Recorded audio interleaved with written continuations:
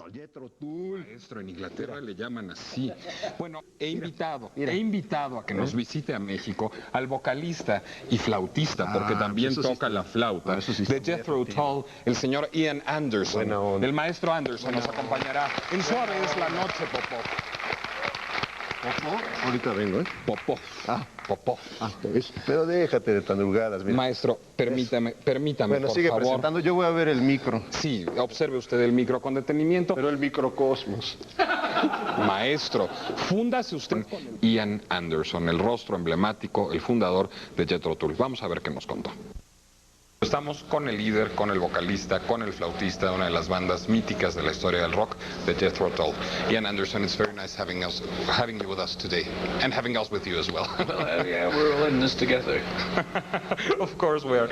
Ian, how would you label Jethro Tull's music? What do you do? It's not my job to classify. I can't get any closer than, a bunch of old guys having fun with a flute. That's it. But, well, it is in the rock section of the record store. Roughly speaking, yeah. But then so much of what we play is acoustic music. There's an argument that some of it could be in the folk music section or the world music section. Why didn't you had the idea of founding a jazz outfit or a blues outfit?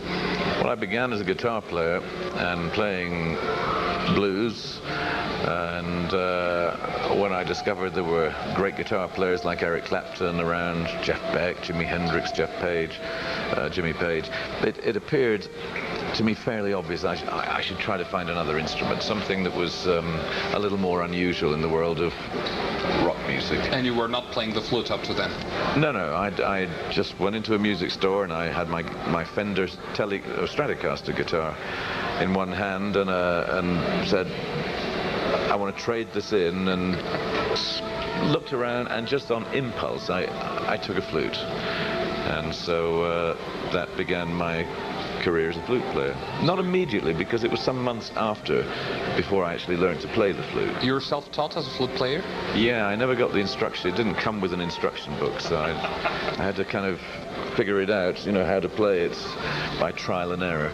And how did you come to think that the flute and the sound of a rock band, the guitars, the drums would make a good combination? Because when I played my flute, I tried to use it as a guitar substitute. So I tried to make my flute play the kind of music that I had previously played on guitar. So I gave the flute the role in the band that was like another lead guitar, and I made it aggressive and strong and forceful. You have said that Jethro Tull is progressive rock with a small p and a small r, not a capital P and a capital R. Why is that? Progressive rock as a genre really appeared, I would say, in 71, 72, and that was the beginning of music that was not just rock music, which was progressive, but it became synonymous with the concept album, with the grand, the dramatic, the theatrical, sometimes rather pompous music. But the difference was that Jethro Tull has always had a very strong element of humor in the music. Humor is part of my instinct. I think that way. I don't rehearse it. I just have a humorous way of looking at some things, and the album Thick as a Brick was full of that approach, to make a joke about the concept album genre. In what way is an Ian Anderson album different from a Jethro Tull album? Well, if I'm writing music for Jethro Tull, then I'm thinking about making the drummer happy. I'm thinking about writing music that will be something that Martin Barre will enjoy playing. But if I'm doing music that is just for me, then I don't have to worry about there being space for guitar or big drums or big keyboards. I only have to worry about the melody and the word and the lyrics and the things I'm going to play. And so it's more like being a painter in the studio, painting a picture. But playing with Jethro Tull is very important to me too.